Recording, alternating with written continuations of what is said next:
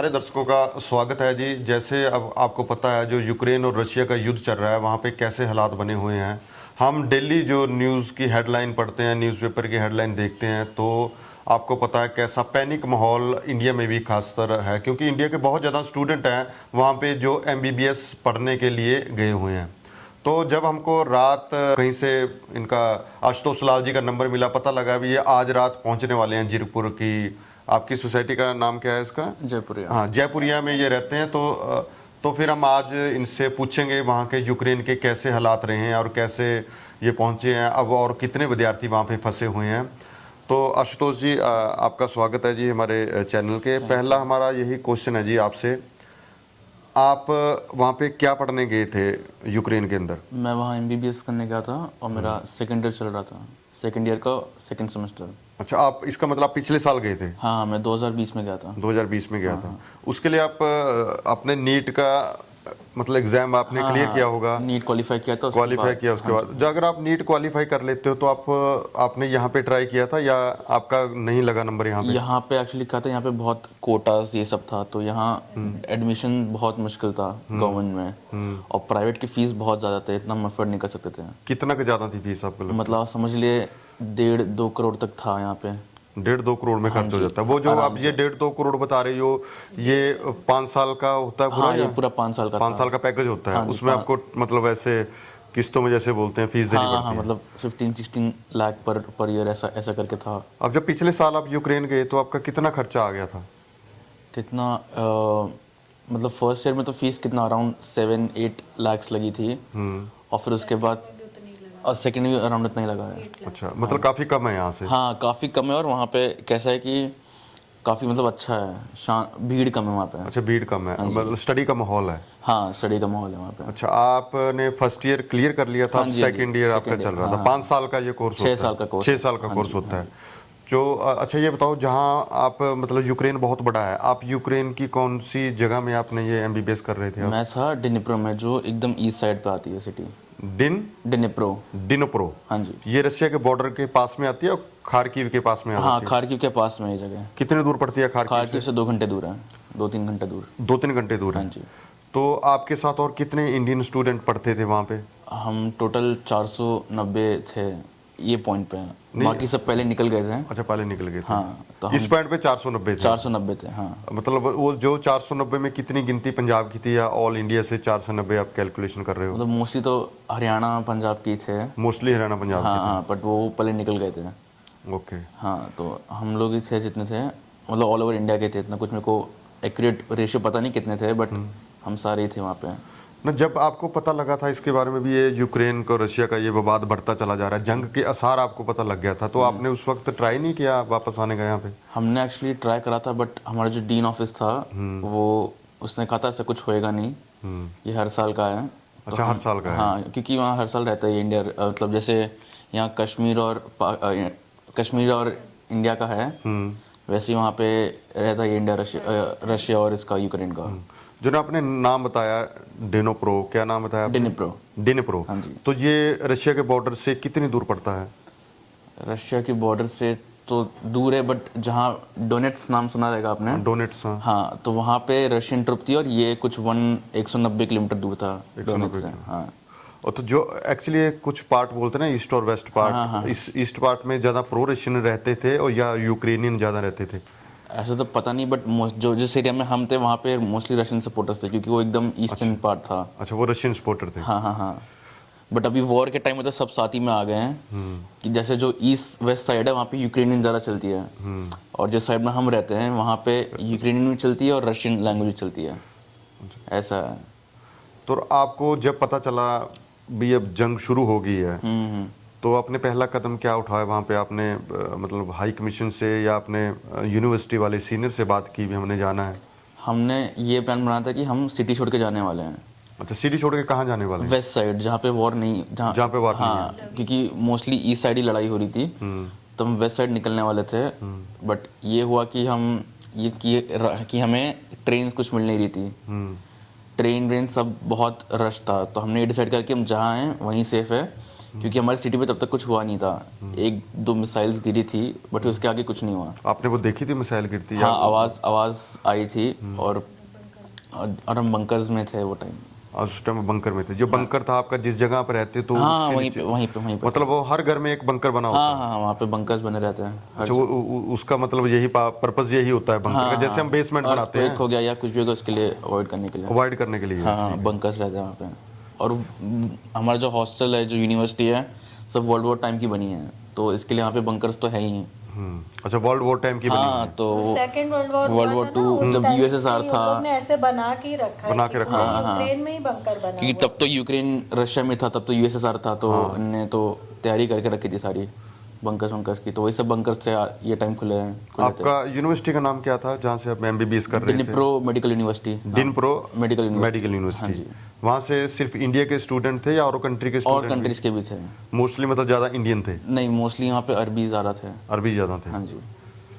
तो आपको क्या, जैसे हमको सुनने में आया जो लड़कियां हैं उनको मतलब काफ़ी ऐसी न्यूज़ आ रही है, उनको खाने को नहीं मिल रहा है, बच्चों को वहाँ पर लड़कियों को ज़्यादा प्रॉब्लम आ रही हैं, तो ये कुछ ऐसी आपने लगा आपने फेस की ऐसी प्रॉब्लम? नहीं, ऐसा तो हमने कुछ नहीं फेस करा। मतलब ये था कि हाँ, खाना ख़त्म हो गया था, तो हमने 10 दिन ब्रेड और मेयोनीज में ही बिताए हैं। 10 दिन ब्रेड के जगह? ब्रेड मेयोनीज, क्योंकि गैस वैस का ऐसा था कि अगर हम खाना बनाने जाते थे तब साइलेंट बनना शुरू हो जाता था, तो हम खाना बनाने का टाइम था ही नहीं वहाँ पे, तो हम वही ब्रेड मेयोनीज जूस फ्रूट्स से ही सब ले आए थे, और एक पॉइंट के बाद तो वो भी ख़त्म हो गया था। तो जैसे जैसे हमने बिताए 10 दिन, फिर एक बार हमने बॉर्डर क्रॉस किया, उसका तो कोई दिक्कत नहीं आई। अच्छा, बॉर्डर क्रॉस करना। हाँ। जैसे आप मतलब आप बंकर में रह रहे हो, तो बंकर में अगर आप खाना खत्म हो जाता है, कुछ चीज़ें खत्म हो जाती हैं, जैसे एक लड़के की, इंडियन लड़के की डेथ भी हुई, वो बंकर से बाहर खाना लेने ही बाहर गया था, तो गोली की वजह से उसकी डेथ हुई थी। तो वहाँ पे जब बाहर जाते हो तो एटीएम से पैसे निकालना भी बड़ा मुश्किल है, वो भी सब, फिर आपने कैसे सर्वाइव किया वहाँ पे? हम नहीं, एक हमारे साथ ये मेन चीज़ थी कि हम सब सारे साथ में थे, तो और लकीली ये सब मंथ एंड में सबके पैसे आ ही जाते हैं, तो हमने सब पैसे निकाल ही लिए थे। अच्छा। हाँ, तो ये हमारे पास एक प्लस पॉइंट था। कुछ स्टूडेंट ऐसा बोल रहे हैं भी एटीएम में जाते थे तो हम पिन डालते तो पैसे की स्लिप निकल आती थी, पर पैसे नहीं बाहर आते थे। नहीं, ऐसा तो नहीं है, बट ये था कि पैसे ख़त्म हो जाते थे एटीएम से। एटीएम से पैसे? हाँ, और कार्ड भी सब ब्लॉक हो गए थे। जो वहाँ मेरा लोकल कार्ड था वो ब्लॉक हो गया था, मतलब वो चल नहीं रहा था। फिर अब तो खाने की भी वहाँ पे शॉर्टेज बहुत हो गई होगी? हाँ, बाहर अब तो का बहुत टाइम हो गई होगी। हाँ, फिर आपने मतलब जो 10 दिन के बाद आपको हाई कमीशन के थ्रू मैसेज आया कि आपके सीनियर ने कोई बस का अरेंजमेंट किया? नहीं, हमारे जो कंपनी जिसके थ्रू हम गए हैं उनने बस का अरेंजमेंट करा रोमानिया बॉर्डर तक का। अर्मानिया बॉर्डर पर? हाँ। अर्मानिया कितनी दूर पड़ता है वहाँ से?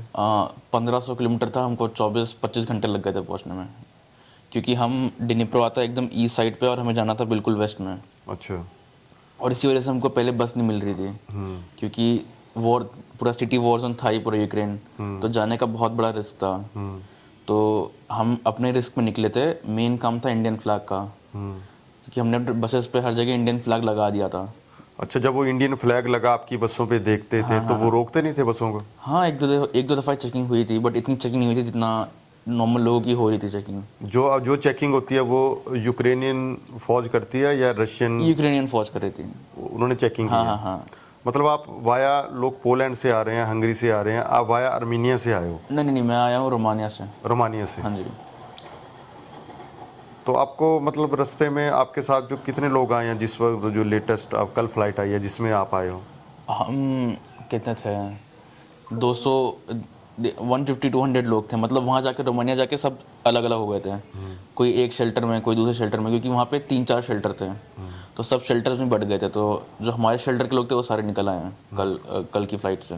जो कुछ वीडियो वायरल हुई थी जो स्टूडेंट के साथ मिसबिहेव कुछ मिलिटेंट कर रहे थे, तो उसका आपको लगा वो सच्चाई है उस वीडियो में कितनी इंडियन के साथ में जो हो रहा था? हाँ, ये सब पोलैंड बॉर्डर पे चल रहा था, क्योंकि वहाँ पे अचानक से भीड़ बहुत बढ़ गई थी, और हर बॉर्डर का ऐसा है कि पहले यूक्रेनियंस को फेवर कर रहे थे, फिर इंडियंस को आ रहे थे, इंडियंस और कोई दूसरी नेशनलिटी है उनको फेवर कर रहे थे। तो वही सेम चीज़ वहाँ हुई थी, बट ये था कि वहाँ पे इंडियंस बहुत ज़्यादा बढ़ गए थे अचानक से, तो बस वही वहाँ हो गया था सब। आपको ऐसी कोई समस्या आई? नहीं, मेरे को बिल्कुल ऐसी नहीं है। मतलब किसी ने कुछ नहीं, ज़रा से भी नहीं। मतलब आपके जो ग्रुप आया इसमें लड़के लड़कियां आप इकट्ठे आए हो बस हाँ, में? हम इकट्ठे हैं सारे।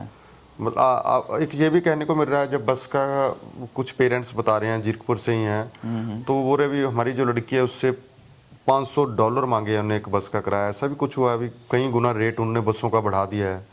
अभी तो रेट बढ़ गए होंगे। लकीली हमने जब बस से कराई थी तो हमारा इतना इतना रेट नहीं था, बट अब जैसे जैसे सिचुएशन डिफिकल्ट हो रहा है तो रेट तो बढ़ ही रहे हैं वहाँ पे हर चीज़ के। खाने का सामान भी करे कई गुना हाँ, महंगा हाँ, मिल रहा है, हाँ, इसमें खाना। कितनी सच्चाई है? हाँ, जो कॉफ़ी नॉर्मली 10-12 ग्रीवन की थी वो अभी 20-30 ग्रीवन की मिल रही है वहाँ पे। तो रेट तो डबल हो ही गए हैं चीज़ों के। और मतलब ये भी कहने को लगा, अभी जो आपके सीनियर हैं उन्होंने भी, जो यूनिवर्सिटी के कुछ सीनियर्स होते हैं उन्होंने भी काफ़ी पैसे लोगों से लिए हैं, ऐसा कुछ सुनने में नहीं आया नहीं है। नहीं नहीं, हमारे यहाँ से नहीं था। हमारा सीनियर्स और एजेंसी ने मिलके ही बसेस कराई हैं। मतलब सीनियर्स हमारे साथ ही थे पूरा टाइम। जहाँ पे आप रहते हो वहाँ से कुछ जगह बोल रहे हैं, वो सूमी जगह है, वहाँ पे बहुत ज़्यादा इंडियन अब भी फंसे हुए हैं। वहाँ पे रेड अलर्ट है, वहाँ पे क्या माहौल लगा? आपके कुछ फ्रेंड्स हैं वहाँ से, आप सूमी जानते हो जगह? हाँ, आपसे कितनी दूर थी वो जगह? सुमी वही 5-6 घंटा दूरी है। 5-6 घंटा? हाँ जी, हाँ जी। पर आपको है भी काफ़ी इंडियन थे वहाँ पे, किससे कांटेक्ट था आपका? नहीं नहीं नहीं, किसी से कांटेक्ट नहीं था। पर वो ज़्यादा रशियन के मतलब वॉर जोन में वो ज़्यादा हाँ है, हाँ, वहाँ पे तो अटैक चल भी रहे हैं काफ़ी। वहाँ अटैक चल रहे हैं। हाँ हाँ। वो सूमी जगह की हमको सुनने में आया, अभी वहाँ पे अब भी काफ़ी लड़के और लड़कियाँ फंसी हुई हैं, वहाँ भी मेडिकल की स्टडी करने गए थे। तो उसके बाद फिर आपने मतलब अब ये पता लगा भी रशिया में इस वक्त बर्फबारी भी हो रही है, टेम्परेचर भी काफ़ी डाउन टेम्परेचर है, भी, हाँ। फिर आपने कैसे सर्वाइव किया वहाँ पे? कैसे सर? मतलब आप ठंड में, कुछ लोग पैदल चले हैं, उन्होंने दिखाए हैं, वीडियो डाली हैं, पैरों में छाले पड़े हुए हैं उनके। लकीली हमारे साथ ऐसा होता है कि जो हमारी बस थी वो हमको ठीक बॉर्डर पे छोड़ी थी और हमने बस 2 घंटा लाइन में वेट करा, उससे ज़्यादा हम कुछ मतलब परेशानी पैदल कुछ नहीं किया आपने? नहीं नहीं नहीं नहीं, हम बॉर्डर क्रॉस करके वहाँ रोमानिया पहुँच गए और वहाँ पे इंडियन एम्बेसी की बस थी। तो वहीं से कंबल सूप वूप लेके पीवी के सब फिर हम शेल्टर की तरफ निकल गए। रोमानियन के जो लोग थे या जो वहाँ के मतलब वहाँ का जो फौजी थे वहाँ के, उन्होंने कैसा आपके साथ मतलब खाने पीने का हाँ, अरेंजमेंट? वो लोग बहुत अच्छे थे। हम वहाँ एक जिस शेल्टर में रुके थे वहाँ पे खाने की व्यवस्था सब एनजीओ ने करी थी और वो लोग हमारा बहुत ज़्यादा ध्यान रख रहे थे। वो एनजीओ रोमानिया की साइड थी या इंडिया? रोमानिया की एनजीओ थी वो। अच्छा, आपके साथ में वो हमने ये भी देखा है, कुछ वीडियो हुई हैं अभी वहाँ पे मतलब शेल्टर काफ़ी बड़े बने हुए थे, हाँ, उसमें हमारा सब स्टूडेंट का ध्यान रखा गया हाँ था। हाँ हाँ, हमारा शेल्टर था वो एक बेसिकली एक स्टेडियम था, इंडोर स्टेडियम। तो उन्हें उसी को शेल्टर की तरह बनाया था। तो आप इंडिया हाई कमीशन ने आपकी कितनी मदद की? आपको टिकट के पैसे देने पड़े थे? नहीं नहीं, टिकट के पैसे नहीं देने पड़े। वो हाई कमीशन ने दिया? हाँ हाँ, मतलब आपको कौन से अधिकारी वहाँ पे मिले? मतलब इंडियन एम्बेसी से लोग आ रहे थे हमारा हालचाल लेने के लिए। और जो हमारी टिकट्स थी वो इंडियन एम्बेसी वालों ने ही कराई, मतलब जो इंडियन गवर्नमेंट है उन्होंने कराई है। उन्हें कहा? हाँ, हमारा मेन काम था कि हम बॉर्डर कैसे पहुंचे हैं, तो उसके लिए तो हमारी जो कंपनी थी उनने बसेस करा दी थी। और एक बार हम बॉर्डर क्रॉस कर दिए उसके बाद तो फिर इंडियन गवर्नमेंट ने संभाला हमको। Indian government? हाँ जी। मतलब जहाँ आप बोल रहे हो, जो आपकी जगह का यूनिवर्सिटी का नाम है, वहाँ से लेके जो रोमानिया का बॉर्डर बता रहे हो, ये कितने मतलब कितने घंटे का सफर था वो? ये था 25-26 घंटे का सफर। 25-26 घंटे का सफर वो आपने बस से किया। बस से किया उसमें? पर रास्ते में कहीं जगह आपको खाने का अरेंजमेंट मिला कि सब 25 नहीं, घंटे हम बैठे रहे? खाना लेके गए थे खुद से ही। हमने थोड़ा बना लिया था खाना, फिर ब्रेड चिप्स ये सब रख लिया था, बिस्किट सबने मिलके रख लिया था सामान। रास्ते में कुछ मतलब टैंक वगैरह मिले हो आपको, रूसी या यूक्रेनी कुछ वार सीन दिखे? हाँ, वो रास्ते में? तो पूरा सिटी वॉर जोन में तो ऐसा ही था ही। मतलब जिन सड़कों पे एक समय में चौराहे मतलब भीड़ रहती थी, अब वहाँ पे एंटी मिसाइल्स लगा रखी थी उनने। तो ये सब तो था ही, बट ये था कि हमारे टाइम में कुछ ऐसे कुछ वॉर का सीन हुआ नहीं था।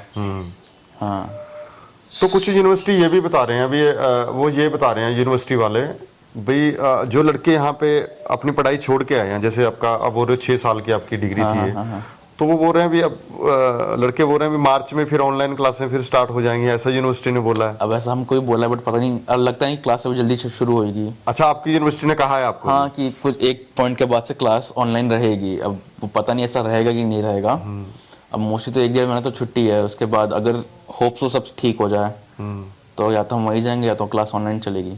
आप जब एयरपोर्ट पे उतरे तो आपको फादर के थे आपके रिसीव करने आपको? हाँ जी, मैं चंडीगढ़ एयरपोर्ट पे थे वो तो। अच्छा, चंडीगढ़ एयरपोर्ट से? यहाँ से आप दिल्ली से सीधा चंडीगढ़ आए? हाँ हाँ, दिल्ली से चंडीगढ़ आया। तो आपको मतलब आप घर में बैठे हो, कैसा महसूस कर रहे हो? तो यहीं से गए थे आप, यहीं पे वापस आ गए हो, अपने पेरेंट्स के साथ में बैठे हो, ब्रदर सिस्टर के साथ में बैठे हो, कैसा महसूस हो रहा है वहां से निकल के आए आप वार जोन से? हाँ, अब थोड़ा शांत फील हो रहा है, वरना ऐसा था वहाँ आते तो वहाँ ऐसा लगता था कि कब सायरन बजेगा, कब हम जाएंगे बंकर, तो काफ़ी टेंशन था वहाँ पे। बट ये थी कि वहाँ सब साथ में थे तो हमें इतना पैनिक फील नहीं हुआ। हम जितने भी दोस्त थे, तो 10-12 लोग, हम सब पूरे साथ ही में थे, तो इतना कुछ फील नहीं हुआ कि हम वॉर जोन में थे, इतना लड़ाई चल रहा है, ये वो। हमने सब कुछ एकदम पॉजिटिव अप्रोच लिया था, तभी हम आराम से आ गए। इतना कुछ ज़रा से भी दिक्कत नहीं पड़ा हमको। क्योंकि एक डॉक्टर की आप स्टडी करने जा रहे हो तो डॉक्टर को तो ये सिखाया जाता है ना, अपनी जान कैसे बचानी है। और वार तो लड़ी सी ले जाती है, किसी की जान लेनी है आपने, तो आप डॉक्टरों का एक समूह था वहाँ पे। तो ये माहौल तो आप देखने नहीं गए थे ना, आप तो सिर्फ स्टडी करने गए थे। और एक और जो यूक्रेन के जो जेलेंस्की राष्ट्रपति है, उन्होंने एक ये भी रिक्वेस्ट की थी फॉरेनर को भी, आप हमारे देश के लिए लड़े। तो वो स्टेटमेंट को आप कैसे लेते हो? वो तो मर्जी है आपकी, आपको लड़ना है तो लड़ो, वरना आप जाओ, ऐसे था। मतलब बट मोस्टली तो वहीं के लोग ही लड़ रहे थे, जो कॉमन पीपल थे वही लड़ रहे थे। आप इतना चिर रहे हो वहाँ पे, आपको तो यूक्रेनियन भाषा आप बोल लेते होंगे? थोड़ी रशियन, हाँ। रशिया बोल लेते हो कि यूक्रेनियन बोल लेते हो? रशियन। कुछ बोल के बता सकते हो आप उसको बार में, या क्या कहते हैं, कोई ऐसे शब्द हों जो हिंदी से मिलते जुलते हों? हिंदी से मिलते मतलब काफ़ी वो डिफरेंट लैंग्वेज है। बट ये 10 वदानियाँ तो पता है? हाँ, 10 विदानियाँ अलविदा कह के आए हो आप? हाँ, 10 विदानियाँ तो पता है। वो तो रशियन लैंग्वेज का है। अगर किसी को मिलते तो द्रास्त्वित बोलते हैं। द्रास्वित। हाँ। तो आपके जो जितने दोस्त होंगे वहाँ बन गए हो, क्योंकि आपने 1.5-2 साल वहाँ पे बिताए हैं, तो काफी रशियन या यूक्रेनियन आपके दोस्त बन गए होंगे? नहीं, एक दो लोग ही दोस्त बने थे, और ना ऐसा कुछ था नहीं। हम इंडियन साथ रहते थे सारे। अच्छा, जो आपको जो वहाँ पे पढ़ाने वाले आपके जो टीचर होते थे, वो मोस्टली बाहर से आते थे को वो वहीं के होते थे? वहीं के थे, वो इंग्लिश में पढ़ाते थे। इंग्लिश में पढ़ाते थे आपको? मतलब आप क्या स्टूडेंट जो हैं, जो आप क्या कहना चाहोगे, जो पंजाब के स्टूडेंट हैं, एमबीबीएस या नीट करके क्या करना चाहते हैं, बाहर पढ़ाई करना चाहते हैं, तो आप उनके साथ अपना एक्सपीरियंस शेयर कर सकते हैं। अभी मैंने ऐसे नीट क्लियर किया था, उसके बाद आपको काफ़ी यूनिवर्सिटी आपके सामने होंगी। इंडोनेशिया भी जाते हैं, मलेशिया, सिंगापुर, बहुत कंट्री हैं जो लोग जाते हैं वहाँ से यहाँ पे आप आते हैं। मणिपाल, बहुत लोग फॉरेन से यहाँ पे पढ़ने आते हैं। तो आप इंडियन स्टूडेंट को क्या मैसेज देना चाहते हो जो एमबीबीएस की डिग्री करना चाहते हैं यहाँ पे?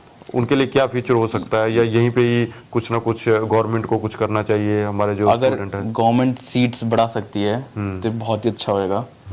क्योंकि जो मोस्टली लोग जाते हैं वो इस वजह से नहीं जाते क्योंकि वो पढ़ाई में अच्छे नहीं होते हैं, वो इसलिए जाते हैं क्योंकि यहाँ पे सीट्स नहीं रहती है, और जो मिल रही रहती है वो प्राइवेट में बहुत कॉस्टली होता है। तो अगर कोई फॉरेन जा रहा है उसका मेन रीज़न यही होता है कि यहाँ पे सीट्स और कोटा बहुत सब चीज़ें हैं। तो अगर गवर्नमेंट यहाँ पे कोटा कम कर दे या सीट्स बढ़ा दे तो काफ़ी अच्छा रहेगा, और मोस्टली फीस कम कर दे तो काफ़ी अच्छा रहेगा। और अगर फॉरेन जाने की बात है तो फिर कंट्री सोच समझ के जाएं आप।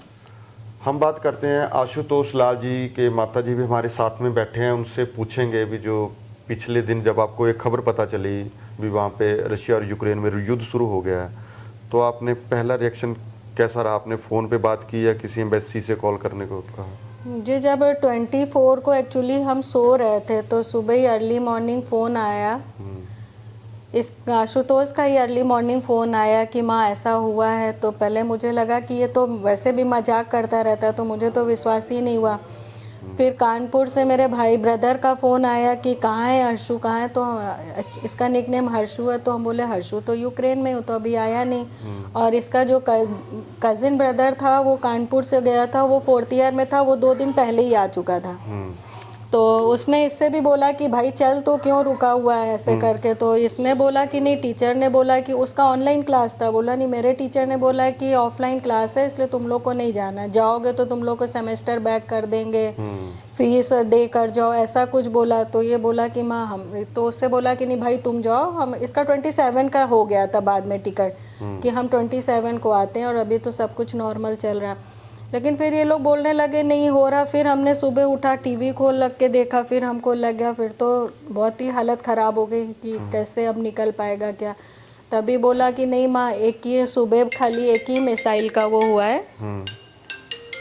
ना आपकी फ़ोन से इससे बात, आशुतोष से बात होती फ़ोन रहती से बराबर बात हो रहा था, लेकिन जब ये बंकर में जाता था तब मैसेज कर देता था कि माँ अब कुछ कांटेक्ट नहीं हो पाएगा, अब हम लोग बंकर में जा रहे हैं। जैसे ही सायरन बजता था ये लोग अंदर चले जाते थे। इनका तो बंकर कह देते थे, लेकिन वो बंकर नाम सुन के हम लोग को इतना दहशत होता था उससे कि क्या करें, ये बंकर क्या, पहले तो पता ही नहीं थे बंकर होते क्या है, इस चीज़ का तो आइडिया था नहीं।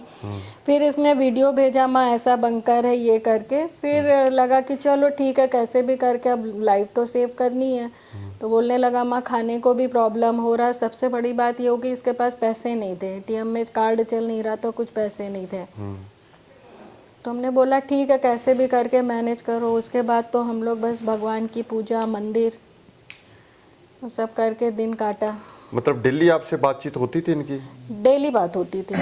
मतलब इंटरनेट की कोई प्रॉब्लम नहीं है? इंटरनेट का प्रॉब्लम नहीं है। इंटरनेट बता तो रहे, जब खाली ये बंकर में जाता था ना तभी वो प्रॉब्लम रहता था, तो ये मैसेज कर देता था तुरंत कि माँ सायरन बज रहा, हम जा रहे हैं। आप कितने दिन रहा बंकर में, कितने देर तक? ये बंकर में ऐसा था कि अगर सायरन बजता है तभी हमें बंकर जाना था, वरना तो हम हॉस्टल में थे सारे। मतलब जो स्टडी 24 तारीख से लेके अब तक, मतलब आप बंकर से ही ऊपर ऊपर नीचे ऐसे चलता रहा? में 3-4-5 बार तो बंकर जाना पड़ता था। आपको कब पता चला अभी इनको बस मिल गई है?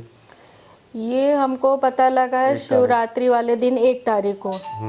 इसने बोला कि हम पूजा में बैठे हुए थे, वैसे ही बोला माँ अरेंजमेंट हो गया है हम लोग के बस का। तो हम बोले ठीक है, कितनी भी जल्दी निकलो। फिर ये लोग अर्ली मॉर्निंग से बस का वेट कर रहे थे। फिर लगा कि अभी तक बस नहीं आ रही, बोला माँ अभी भी नहीं बस आई है। तो मुझे और चिंता होने लगी, हम क्या अभी क्या बात है, क्योंकि ये लोग ने शायद 9 बस करा था ना, 9 बसें एक साथ हायर करी थी। फिर भगवान की प्रेयर करने लगे, पूजा में बैठ गए। उतने में इसने बोला माँ बस आ गई, और पहली बस में हम लोग सब निकल रहे हैं। तो इन लोग का ग्रुप डिवाइड कर दिया था, ऐसे करके फिर बस में निकले। तो मुझे लगा कि पहुंच जाएंगे जल्दी, इतना वो नहीं था। लेकिन वो जो 27 आवर्स की जो जर्नी थी ना, वो बहुत टफ थी। बच्चे के लिए तो थी, वो तो पता नहीं है तो बैठे ही था, लेकिन हम लोग का उसमें क्या था कि कोई फ़ोन पे बात नहीं हो पा रही थी। शायद लोकेशन के लिए इन लोग को कुछ मना करा था, मोबाइल बंद करने को रखा हुआ था। तो ये कहीं बीच से कहीं भी जाके तो एक लोकेशन में टिक कर देता था, तो हम लोग को लग जाता था कि हाँ ठीक है, बस चल रही है ठीक ठाक। उसके बाद जब रोमानिया बॉर्डर पहुंच गए शेल्टर में, तब लगा हाँ अब बच्चा सेफ है मेरा वहाँ पर। तो आपने मतलब जब इन्होंने कहा पहली बार भी मैं स्टडी करने यूक्रेन जा रहा हूँ, तो आपका रिएक्शन कैसा था? क्योंकि वहाँ पे भी पैसा तो काफ़ी लगता है। एक्चुअली यूक्रेन का मेरा तो ऐसा नहीं था कि भेजना है। मैंने सोचा था कि शायद यहीं पे उसी फीस में एडमिशन कोई कॉलेज मिल जाएगा। लेकिन इसके और फ्रेंड का भी था जो मतलब ले चुके, एडमिशन ले रहे थे, लेकिन मेरी इतनी नहीं थी कि हम 18-19 लाख रुपए पर ईयर हम दे सकें। क्योंकि उस समय मेरे हस्बैंड का भी जॉब नहीं था, वो जेट एयरवेज में थे ना, वो बंद हो गया था। और मेरे सामने दूसरे बच्चे का भी फ्यूचर था, और इसको मेडिकल लाइन में ही जाना था। फिर हमने सोचा चलो मेडिकल लाइन में जाना है, तो हमने कैसे भी करके हेल्प लेके सबसे पैसे का अरेंजमेंट करके, तब मेन प्रॉब्लम बाहर जो भेजने का है वो पैसा ही मेन है। क्वालिफाई तो यहाँ भी कर लेते, लेकिन सीट इतनी अवेलेबल नहीं है जो प्राइवेट में मिलता है, तो इतना फीस है वो हम दे नहीं सकते थे। तो मजबूरी थी मतलब यूक्रेन भेजना। तो सोचा कि चलो वहाँ पे जो कोर्स यहाँ पे 1 करोड़ 20 लाख ऐसे होता है, एक मतलब 1 करोड़ के तो ऊपर ही सारा है। तो हम सोचे कि वो मेरा 45-50 लाख में हो जाएगा। तो हम बोले चलो कि ठीक है, कैसे भी करके हम फीस तुम्हारा निकालते रहेंगे करके। बस ये रीज़न था भेजने का। कुछ स्टूडेंट वहाँ पे ऐसा भी होता है, अभी जैसे आप स्टडी कर रहे हो साथ में पार्ट टाइम कुछ वर्क भी कर सकते हो, अपना सर्वाइवल मनी आप कुछ अर्न करते हैं स्टूडेंट वहाँ पे? हाँ करते हैं, काम करते हैं ऐसा काम भी करते रहते हैं? तो जो यूक्रेन कंट्री के बारे में सुना है हमने या नेट पे देखा है, तो लोग वहाँ बोल रहे भी इतनी वो जैसे यूरो नहीं चलता वहाँ पे, तो इतनी मनी पैसे कमाने के तौर पे वो इतनी स्टूडेंट के नाम पे मतलब इतना ज़्यादा पैसा नहीं आप वहाँ पे कमा सकते हो। स्टडी के लिए वो अच्छा है, कम से कम 500 यूरो ही, $500 USD इतना ही आप अगर अर्न कर सकते हो तो वो खुशकिस्मत हो आप वहाँ पे। क्योंकि जो ऐसा बोलते हैं जो लोग स्टूडेंट यहाँ से जाते हैं। तो एक्चुअली हम ये सवाल आपके पेरेंट्स से इसलिए पूछ रहे हैं क्योंकि कुछ पेरेंट्स हैं जीरकपुर में, जो एक पेरेंट्स से हमसे बातचीत हुई थी, वो बोल रहे थे मेरी लड़की गई हुई है, अब मैं जब से मेरी लड़की वहाँ पे फंसी हुई है, जब तक उसको बस नहीं मिलती मैं रात को सो नहीं पाता हूँ।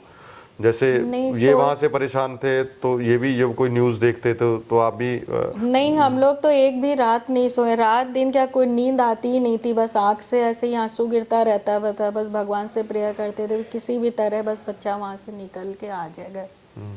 एक भी रात 10 दिन तो हम लोग कोई ना इसके डैडी और ना हम लोग तो सोए नहीं है, बिल्कुल भी नहीं, आँख से नींद गायब हो गई थी। वो आप जो जितने पेरेंट्स हैं यहाँ पे वो सभी ने, वो ऑल इंडिया पेरेंट्स की ऐसी हालत हो रखी थी।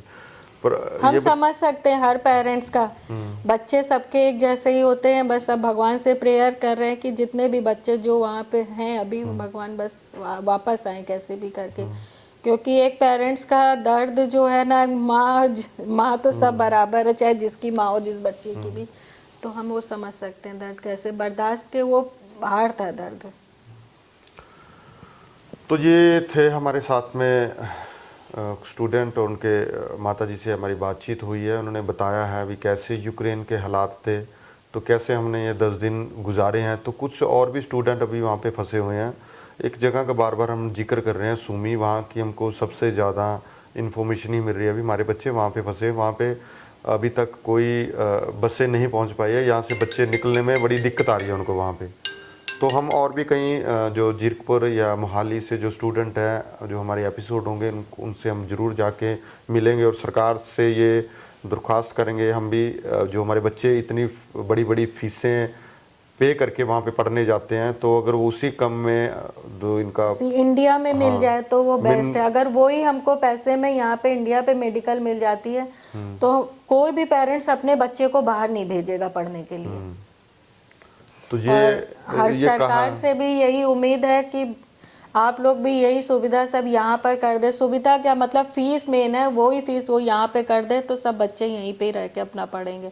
और ये भी बोलेंगे कि आगे की इन लोग की एजुकेशन जो कंटिन्यू रहे, साल बर्बाद नहीं जाए बच्चों का, जो जिस ईयर में है गवर्नमेंट हेल्प कर। जब उन्होंने इतनी हेल्प कर दी है कि बच्चों को वहाँ से निकाल दिया है, बस इतनी और हेल्प है उनसे, भगवान से, सॉरी, गवर्नमेंट से यही है कि बच्चों का साल बेकार नहीं जाए और उनकी एजुकेशन इसी फीस में वो यहाँ पर चालू कर दें। ठीक है।